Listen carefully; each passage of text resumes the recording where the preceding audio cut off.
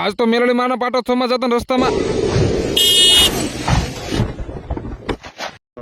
મસ્ત મજાની ખબર પડી કે હું ઢીંગુડ બેન આવી થઈ ગયા હતી યાર. અને મારે જવાનું મેલડી માતાજીના પાટોત્સવમાં કડુકા. એટલે ઢીંગુડ યાર ઘડી કાલાવાલા કરીને એક ચા પી લીધું, પછી ગાડી લઈને નીકળી ગયા કડુકા બાજુ. જય હિન્દ દોસ્તો.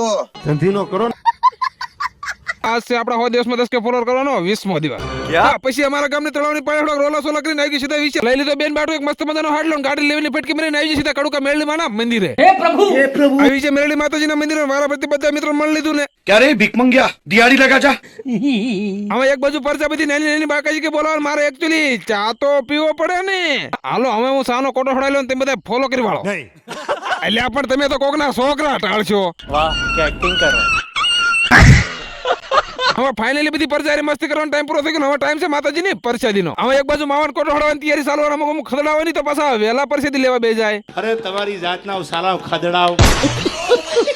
હવે આપણે પરસાદીમાં થોડીક વાર લાગશે એટલે આપણે સોડાનો કોટો ખડાવી દીધો. આ બાજુ આવી જાય કેમેરામેન સાગરભાઈ. રામ રામ ને સીતારામ બધાને. હવે એક બાજુ સપ્તચંડી યજ્ઞમાંથી ઉભા થઈને બધા યજમાન આવી ગયા. આ બાજુ સાઈઝ મિક્સ કરવાનો અને પીવાનો તરીકો થોડો કેઝ્યુઅલ છે.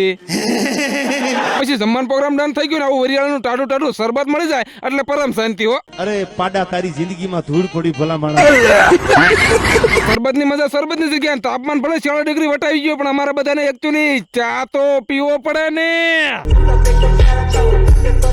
પછી હાલની માતાજીની પરસેદી આટલું થોડુંક સાપડી બનાવી કે નવો ટાઈમ છે બધા પરમ મિત્રોને બાય બાય કહેવાનો. હાલો તો ઘરે ખાસ કરીને વ્લોગ ગમ્યો તો લાઈક કમેન્ટ ને ફોલો કરવાનું ભૂલતા નહીં. અરે તારી જાતની સ્વીટુડી. અને અમુક ખતરા તો હજી મારું એક્સિડન્ટ થવાની વાટ જોતા છે. માતાજી સુખી રાખે યાર.